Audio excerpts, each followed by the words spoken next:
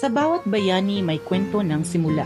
Si Jose Rizal, ang ating pambansang bayani, ay nagmula sa isang pamilyang puno ng inspirasyon, kultura at talino. Halina't balikan natin ang kanyang pinagmulan at kabataan. Si Jose Rizal ay may dugong Tsino mula kay Domingo Lamco, isang negosyante mula sa Fujian, China. Pinili niya magpalit ng apelyido upang makibagay sa kulturang Pilipino, kaya't ginamit niya ang merkado. Ang apelyidong Rizal na nangangahulugang luntiang bukirin ay idinagdag ng pamilya bilang pagkilala sa kanilang yaman sa kalikasan at lupain. Ang pamilya ni Rizal ay hindi lamang puno ng kayamanan, kundi pati na rin ng pagmamahal at suporta sa isa't isa.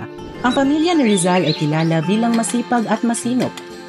Ang kanyang ama, si Francisco Mercado, ay isang respetadong hasyendero at negosyante. Ang kanyang ina, si Teodora Alonso, ay isang edukadong babae na nagkaroon ng malaking papel sa unang edukasyon ni Rizal.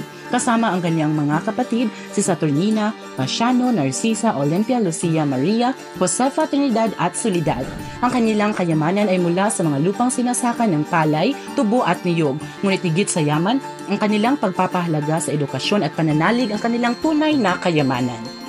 Noong siya'y 9 na taong gulang, ipinadala si Rizal sa Binyan, Laguna upang mag-aral sa ilalim ni Maestro Justiniano Aquino Cruz.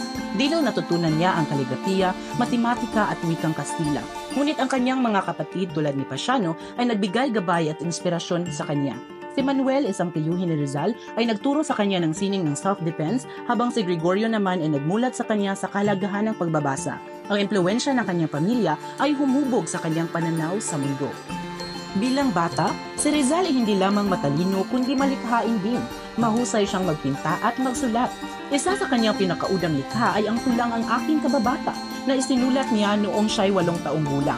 Sa kanyang tula, ipinaalala niya ang kahalagahan ng pagmamahal sa sariling wika. Ang mga kapatid ni Rizal, lalo na sina Saturnina at Pasiano, ay siyang nagbigay inspirasyon at nagtulungan upang hubugin ang kanyang mga talento at ideya.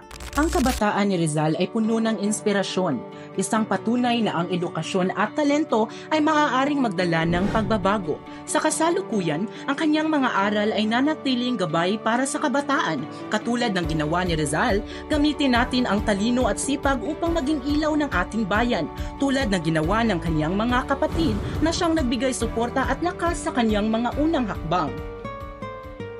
Si Jose Rizal ay hindi lamang kwento ng nakaraan, kundi simbolo ng hinaharap. Tulad ni Rizal at ng kanyang mga kapatid, tayo ay may kakayahang magbigay liwanag sa ating bayan.